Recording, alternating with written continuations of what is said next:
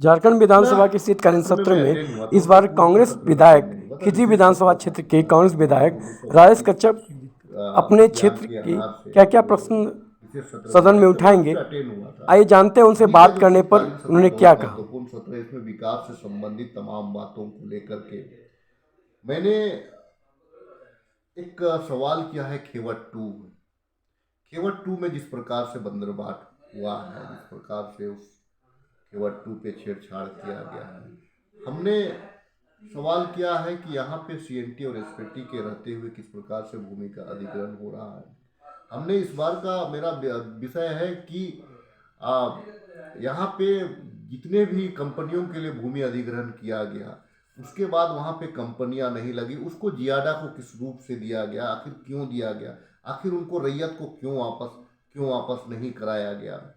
ये तमाम चीज़ हैं। मैं इन बिंदुओं पे फोकस करते हुए इस बार का जो 5 दिन का जो हमारा शीतकालीन सत्र है, हमारा अपनी प्राथमिकता में राज्य स्तरीय पे। दूसरा चीज़ है कि हमारे जितने भी मैं तो बधाई दूंगा हमारे आदरणीय मुख्यमंत्री हेमंत सोरेन जी को कि सहिया का जो मानदेय उन लोगों ने 1,000 रुपया बढ़ाया। उसी प्रकार से बहुत सारा मसला है, बहुत सारे मसले होते हैं, उन मसलों का निपटारा कैसे कैसे हो। जो विकास की गति है, यहाँ के युवाओं को रोजगार कैसे सुनिश्चित कराया जाए। जो माननीय मुख्यमंत्री जी का जो 75% जो लोकल जो कंपनियों में भागीदारी को जो बिल पास हुआ है, उसमें लोकल भागीदारी सुनिश्चित कैसे कराया जाए। ब्यूरोक्रेट्स के द्वारा जिस प्रकार से आनंद फानन में या जिस प्रकार से ब्यूरोक्रेट्स जो मनमानी कहीं कहीं पे कर रहा है, उस पे कैसे लगाम लगाया जाए। ये तमाम चीज़ हैं। आज बिजली का संकट जिस प्रकार से रहा था, केंद्र हमारे साथ में जिस प्रकार से भेदभावपूर्ण रवैया को अपनाया और हम लोगों ने राज्य को संभाला, इन तमाम चीज़ों को लेकर के राज्य की जनता को, राज्य सरकार को किस प्रकार से उसकी उपलब्धि को हासिल करना है, ये तमाम चीज़ है। दोनों सरकार, गठबंधन के सरकार द्वारा खतियान आधारित या 1932 का जो लाया गया है, उसमें सहभागिता कैसे हो, इसमें कहीं ऐसे ना हो कि जो विरोधाभास वो नहीं रहना चाहिए। तमाम चीज़ हैं। इन तमाम चीज़ों को लेकर के विशेष सत्र में जाने का, जिस प्रकार से यहाँ पे भुइयारी जमीन का, जिस प्रकार से यहाँ मसना का, जिस प्रकार से यहाँ सरना का, जिस प्रकार से यहाँ पे मड़ाई का, जिस प्रकार से यहाँ पे बूथखेता जमीन का, जो हमारा जो ट्रेडिशनल हमारा जो लैंड रहा है, उसमें हमारे जो पहनाई व्यवस्था है, कोटवारी व्यवस्था है, इन तमाम पे जिस प्रकार से अतिक्रमण हुआ है राजधानी में लोगों का भार बढ़ने पे, इन तमाम चीज़ों पे जो हमारा जो मूल चीज़ है, उनका जो हक है, उसको कैसे और इनको हम संरक्षित कैसे करें, इन तमाम बिंदुओं पे मैं शीतकालीन सत्र में जा रहा हूँ। निश्चित तौर से बहुत उत्साहित हूँ और उम्मीद करता हूँ कि आने वाले दिनों में खिजरी का ही बात नहीं, मैं झारखंड की जनता के लिए मैं चाहता हूँ कि ये जो विषय है, वो इस विषय का लाभ जनता को। एचईसी पर बात हो रहा है, एचईसी के कर्मचारी को जो है रोना रो रहे हैं, इस पे क्या इस सत्र में आवाज उठाएंगे? इसका जिम्मेवार कौन है?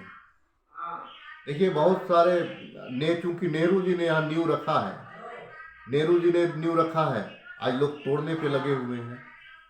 आज जिस प्रकार से यहाँ पे 7,000 एकड़ जमीन यहाँ पे एक्वायर किया गया, लोगों को विस्थापित किया गया, आखिर किस सपना और किस उद्देश्य के? सपना यह था कि एचएससी देश में अपनी सहभागिता निभाएगा। सपना यह था कि यहाँ के जितने लोग विस्थापित हुए उनको यहाँ पे रोजगार मिलेगा।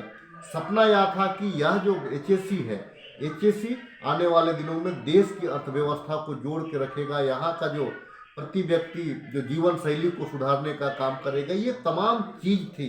एचएससी सिर्फ एम्प्लॉय की बात नहीं है, एचएससी से कई एक मोहल्ला, कई एक शहर जुड़ गए हैं।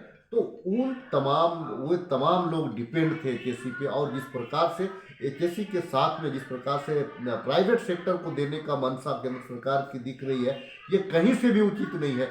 आज आप एचएससी पे अगर विश्वास करेंगे, आप यकीन मानिए, देश हमारा विकासशील देश नहीं रहेगा, विकसित देश की ओर आगे बढ़ेगा। 9 रत्न कंपनियों में से एक हमारा एचएससी रहा है। आखिर क्या कारण है इन लोगों के द्वारा? आखिर देश को चलाने की इनकी मंशा है ही नहीं। जिस प्रकार से कल हम निवेशवाद और पूंजीवाद के गुलाम रहे थे, ये जो केंद्र में बैठी भारतीय जनता पार्टी की सरकार आज चाहती है कि 100 लोगों के अंडर में पूरा देश उनके अधीन रहे।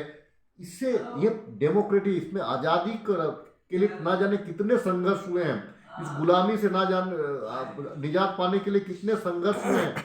इसको यूं ही भारतीय नागरिक इसको यूं ही नहीं छोड़ेंगे। और एचएसी अगर बंद हो जाता है, एचएसी बंद हो जाता है तो इससे बड़ा शर्म की बात केंद्र सरकार के लिए और कुछ नहीं उसे होगी। बचाने के लिए आप लोग क्या करेंगे? मैंने माननीय मुख्यमंत्री जी से मैं आग्रह कर रहा हूं कि टेक ओवर करिए। जमीन हमारे पास 7,000 एकड़ जमीन है, 7,000 एकड़ जमीन है, स्टेट वहां पे अपना पूंजी इन्वेस्ट करे, लेकिन एचएसी भी हमारा बचना चाहिए।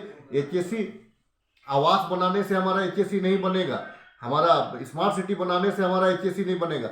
आधारभूत संरचना का जितने उद्योग हैं, छोटे छोटे उद्योग हैं, उनको आप एचएसी की जमीन पे लाइए, लोगों को रोजगार दीजिए। और यहाँ के जो विस्थापित लोग हैं, जो झारखंड बनाने में जिनकी अहम रोल रही है, उनको आप आवास सुनिश्चित कराइए, उनको आप जमीन सुनिश्चित कराइए, उनको रहने और खाने का आप सुनिश्चित कराइए। ये तमाम चीज है। इसीलिए एचएसी जो है, मैं माननीय मुख्यमंत्री जी से भी आग्रह कर रहा हूँ, क्योंकि बजट के आधार से सब कुछ किया जा सकता है। हम आप जितना लंबा चादर है, हमको पाँव भी उतना ही पसारना है। अगर हम बहुत ज़्यादा पसार देंगे तो और जो हमारे क्षेत्र हैं वे क्षेत्र हमारे छूट जाएंगे। बैलेंस कैसे होगा, मैं माननीय मुख्यमंत्री जी से बात करने का प्रयास कर रहा हूं कि एचएसी को टेक ओवर करा करके राज्य के जनता को एक बहुत बड़ा तोहफा दिया जाए।